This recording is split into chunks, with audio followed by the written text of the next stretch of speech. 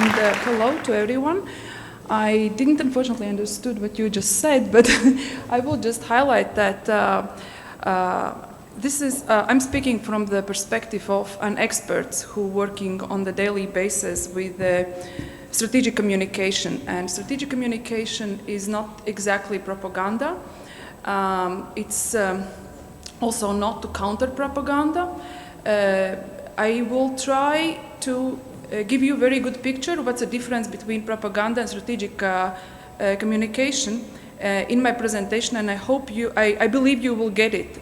If not, then I will not succeed with my presentation, unfortunately. So what we will talk about, this is a little bit of agenda, how to make you the picture of the propaganda, what's going on in the social media, how they are used. Let's start with the first. Why does it go backwards? Okay. That's the trick. Okay. Seemingly everybody knows what is social media. And most of us are on one or another web page of social media. This is a small picture of it. It's kind of a joke. I believe you can read also what each social media is about. And the point is, really, there are a lot of platforms.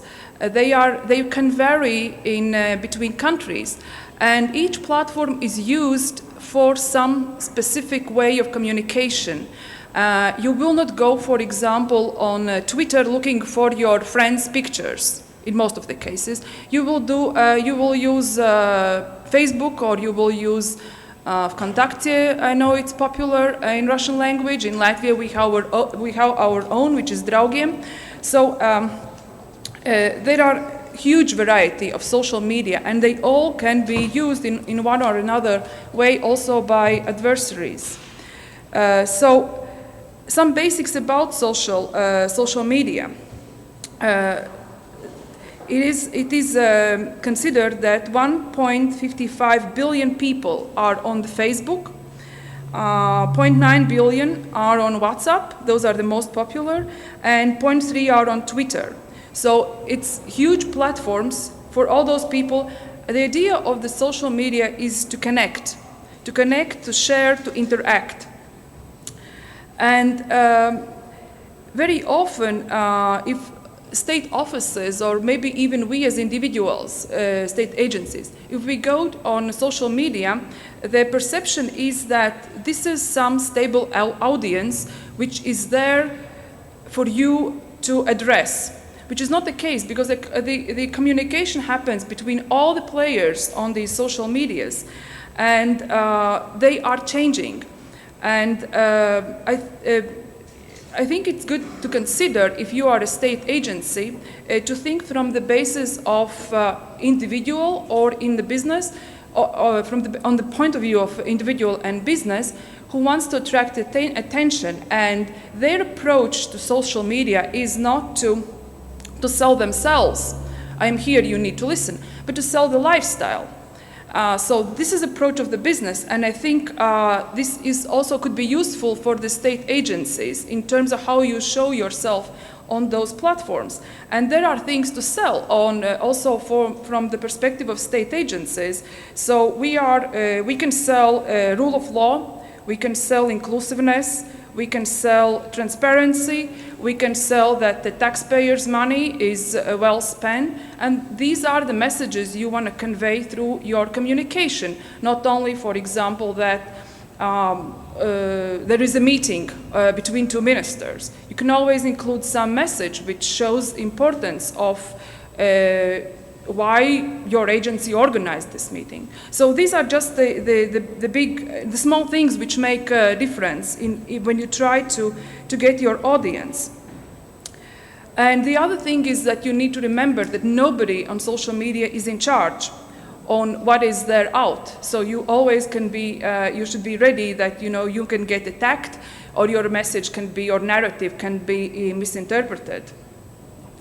And And also, according to the previous slide, is that you need to take in account which social platform is used for what. And if you want to be heard, you need to go to that social platform where your audience is. You cannot expect that the audience will want to follow, well, my background is Ministry of Foreign Affairs. If the audience wants to follow foreign news, then they will try to find where you are, where to follow.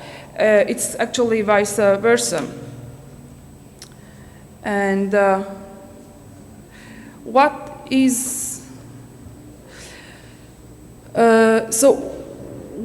the audience in social media?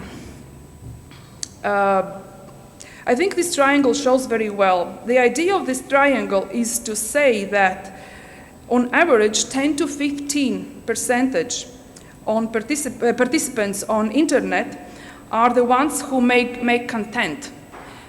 Who make knowledge-based content. And this is important also for you as a user. And this is important for you not to expect that all what is there is truth. And to see and think that there can be misinformation, there can be propaganda, there can be other activities on the internet. So, and in social media. So the public is the one, if you are trying to address, and you're one of them, you are one of the users. So the public is the one which are on the particular platform of social media. Audience is the one who is interested in your topic, but it doesn't mean that they read. They maybe just follow you, but it doesn't mean that they read. Maybe they're following you for some emergency news, for example, only. Users are the ones who are reading your messages, who are listening to you, and the participants are the ones who are talking back to you, and who are sharing their opinion on the topic. So, and these are these 10–15% which create content, and in no way you can say it's majority. So you really need to be critical in what's going on in social media and on internet, not only because of propaganda and how it can be used by your adversaries, but also in general what you're reading there and what you're finding there. And why our adversaries are interested in social media. The social media has given them opportunity to reach vast audiences and in very, very quick time. And this is not something like, for example, also in cyberspace. We don't need to be afraid of that, but we need to take that into our consideration, that there are these tendencies of seeing these networks as a war tool and being used for not the purposes they were created, and let's say being abused. And that's why it's, it's possible, but another possibility what social media gives is to create reality which is not real. It doesn't exist in a real life, but it can be possible in virtual space. And where the danger is, and this is actually the leverage of internet and the social media which is used, that you create reality and you expand this message in numbers, meaning repeating it, and also trying to approach huge audiences, but it doesn't mean that this is reality or it becomes reality. But if you keep reading that and more people keep reading that and they start talking about, the risk is that this perception of this virtual reality existing can become real reality. And this is the risk of social media and the internet being used as a tool. Why the information has always been the case. It has always been important for people. Information is a power, we all know that. So the social media gives why they are attractive for different kind of messages being used and spread via social media. Social media has no boundaries. It's not the newspapers who are delivered in certain geographic boundaries. Information space and the social media has no boundaries. It has huge It has potential of very high speed of spreading message and in huge volumes. At the same time, it's also costless. And you as an individual or organization, you can become very powerful and influential on social media, the same like state agencies, like state actors. And this is what we can see with non-state actors like ISIS and spread of their messages and setting the agenda. At the same time, information campaigns in virtual space can pose real dangers to human security. And you probably have heard there was a couple of years ago, there was an alleged accident in a chemical plant in Louisiana in US, where the news were reported on very, very highly prepared way about the accident, and the people in the region were calling the agencies and asking about evacuation. So this is due to the advantages of social media and internet space. Those advantages can also turn against you and be used against you, and you need to remember that. And it goes together with the virtual world and the reality. But the natural assumption of people, I mean, the development of social media, you have the goodwill in the basis of that. So, and it keeps some people, in majority of people, I think they still have this notion that social media is something trust-based. So everything what is there, somebody has thought, somebody believes, somebody really means that. And that's why, and this is the way they can become very powerful tool for the manipulation of your beliefs. So switching to the propaganda part. Partially the propaganda being used in social media is also connected with the way media and information expansion and the expansion of information space has developed. At the beginning, you probably all remember, we had only printed media, printed press. So who was paying for that press? Those were people who were giving advertisements in the press. So you were subscribing to those issues. So this is where kept them going, because the news reporting costs money. Now we have internet media. Yes, you still have some advertisement money can sustain that. Also subscription, you need to subscribe if you want to read the New York Times or Economist or Financial Times. And there is also media and news for free. And the trick is that it's not always good what you can get for free, and we tend to forget that. But the basic notion is that the news, it's reporting, the research on the topics, it all costs money, and but this the ability and accessibility of news for free, this has become dangerous, and it has become used against us. So we can really talk about the weaponization of social media, and this is actually a chart which is created by Danish Defense College, an expert working there on social media. But I want to illustrate only how the social media can be used as a weapon. So basically, you can achieve purely military effects only staying on social media. Today, I will talk only about inform and influence, but this is I think this is very good picture because I also, from my experience, I have a lot of friends who like to post their personal pictures. The information where they are at each time, but I think this is very outspoken slide, which can make them think twice, because sometimes they think I might be too political when I'm talking to them. But I think this is a really good slide which shows how social media can be used in fact.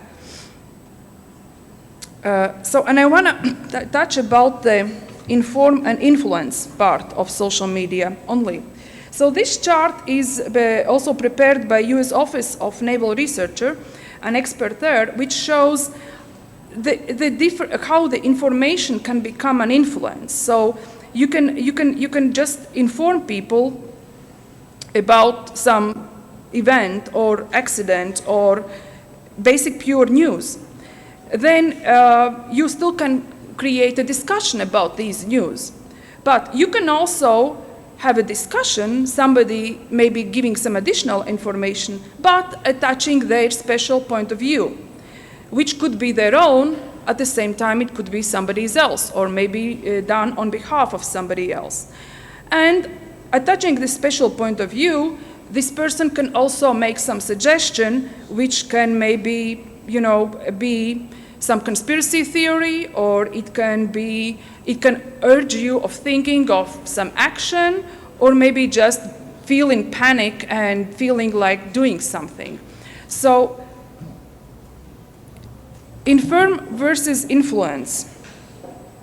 The inform is basically what the state agencies, from your perspective, what the state agencies are doing with their public affairs offices. So you are informing people. When it becomes influence, influence is more, you can call influence propaganda, you can, military people will call psychological operations. And the difference is that for our countries and also for NATO, it's very clear set when you can engage in psychological operations and propaganda, which is not the case for adversaries. We can see that it's totally lost in case of Russia, in case of non-state actors like Al-Qaeda or like Daesh. The psychological operations are very strictly used only at the wartime. There is strict distinction between war and peace, which the problem begins when you really mix these things, when you start to act, to use these operations in the peacetime, when it's not expected, and you're treating influence as an information.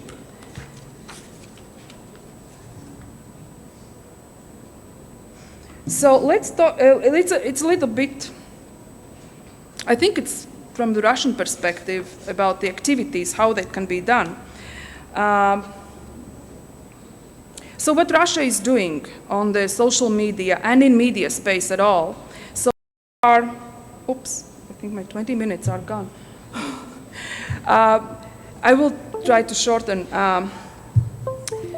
Probably you have already noticed how they mix the traditional media with the social media. You are probably aware about RT and Sputnik. But you might not maybe heard about and might not come across the news and web portals and blogs which are promoting Russia's narratives. And they are sometimes, you wouldn't expect them to be pro one or another narrative, but I have come across, for example, southfront.org, which tries to inform you about the Russian military activities, but if you look at the terminology they're using like Novorossiya and Donetsk People's Republic, so you can pick up from those little things, but you really need to pay attention and you need to spend time in order to find those out. So on the internet, on the social media and internet area, when information spreads so fastly, it's very easy to get tricked with these things. And if you don't do research enough, you end up spreading those notions and those news. So why Russia is doing that? So they try to, I think I could okay. What they are trying to do of their adversaries. This is Ukraine. I'm sure you're familiar. Ukrainians are definitely familiar with this case. So you label and you dehumanize your adversaries, in this case it's Russia sees Ukraine as an adversary, so they try to label us people killers, fascists, and you name it. So the other option, is I already mentioned, to raise panic, which is Louisiana case. So you don't feel secure in your environment anymore. You question, maybe my government is not telling everything, because I see this perfect news on my Twitter accounts. So bot activities, it's the technical means to spread the message, especially on Twitter. Those are automatically generated messages which are supporting one or another narrative. So you are hijacking hashtags. So you use hashtag in this case. This was Finland's, in Finnish language, the hashtag about the peace place, but you add a picture which is about saving Donbas people, which, I mean, it has totally different meaning. I will not go into details with this. Maybe we can go through these tomorrow in our workshop. But the idea here is to show that propaganda, if you say propaganda, everybody knows what they are talking about. This shows how multifunctional or diverse can be propaganda, and what exactly can it include. It can be misinformation, disinformation, psychological manipulation. So propaganda is just one of the activities Russia is using. But I think in order to understand what can be done and what is done by your adversaries, you really need to know also these maybe technical terms, in order to see the difference, where it is propaganda, where it's not, where it is true news, and where it's not. So where it's misinformation, okay, it's not propaganda. What is misinformation? But we can really talk tomorrow a bit more into these. I will skip the next slides about the Russian messages. This is just one of information about to show how the messages can be used according to your goals and how it might look. It depends whom you follow. If you will, for example, on Twitter, if you follow Russian sources, you will see the messages in Russia spread for Russian audience. If you follow Ukrainian, you will see the Ukrainian. If you will, for example, look for the hashtag Ukraine, you might see the both. But this is what you need to do in order to see what is out there, what is the world. And so if you see the both, I'm sure you will start to ask questions. About trolling. What are trolls? Trolls is not something what is new. What is new or would definitely mean something bad. The trolling can be done, just for the fun purpose, or really write your message. Just because you add your message or your personal belief doesn't mean that you are trolling. The trolling, when we talk about pro-Russian trolls, we are talking about the people who are anonymous on the web, and they are trying to communicate and support the agenda of Russian leadership, meaning spreading their messages. This is one case I can talk about tomorrow in a workshop, if you wish, about the Latvian case and research done on trolling. The conclusions of these are some examples of the trolls.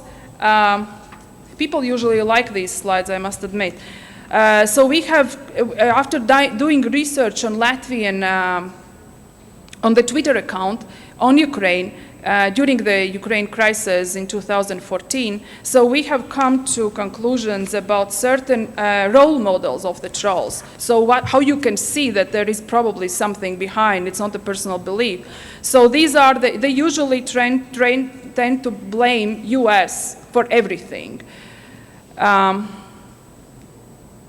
Aggressive troll. Aggressive troll is the one who tries to provoke you with some stupid, loud, unreasonable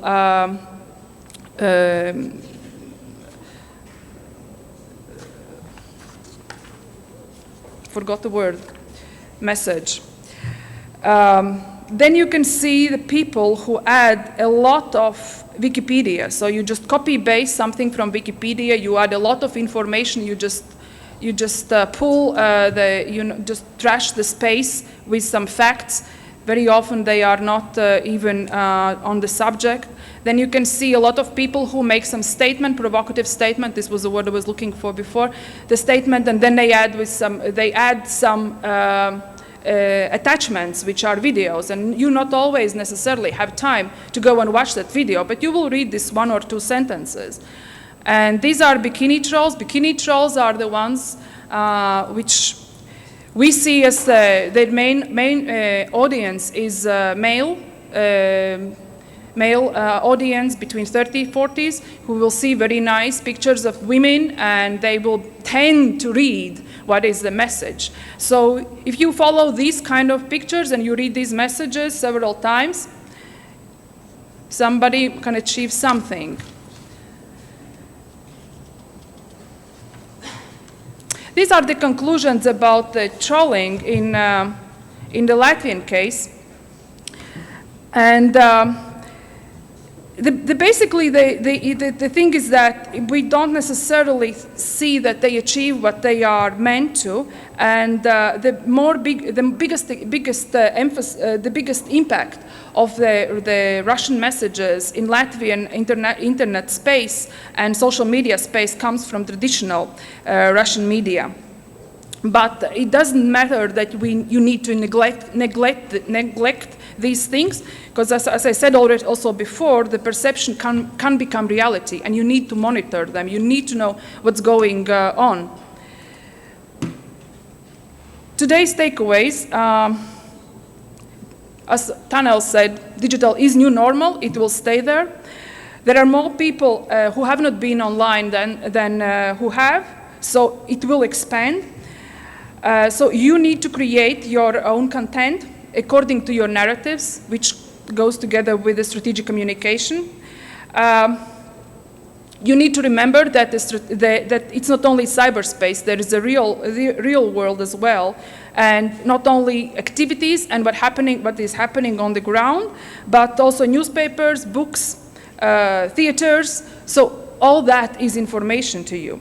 And the communication, in terms of your messages, you as a state agency being on the media, social media, it's about communication, and the communication is about the policy you are communicating. The communication itself is not a policy. You can smooth the effect of the policy, but you cannot change the policy. You're just communicator. So action and the policies matter in this case. So what to do with the social space and with the situation of the social media expanding, people more and more coming on internet? As I said, you need to identify, and you need to know. You need to unmask disinformation. There are a couple of ways mentioned in caveats who is doing that. You need to develop your narrative, your story, which is the strategic communication. For strategic communication, it's important to have your story, not counter story, but your story you are telling. And you're spreading, not only in words, but also in policies and in actions. So be where you are, where your audience is. And the other 2 points, they are the last, but they, I think, is very, very important, and it's about educate, educate, and educate. So in my opinion, also similar to Tanel said, you need to educate on social media people, like what I told you today about the trolling and how it's used, but also how to see things, bad things on these social media. So I think the education should be like any social skills we are teaching our kids. So the social media, it is dangerous space, it's good space, it will be there, it's good, it's necessary, and it will be used more and more, but you need to educate, you need to know what else is there and what can be done to you through it. The last slide, it's the key to what is strategic communication. Strategic communication is about your narrative, your story, which is, in NATO case, for example, it's collective defense, it's deterrence, it's transparency. So you need to have your story. What are you about?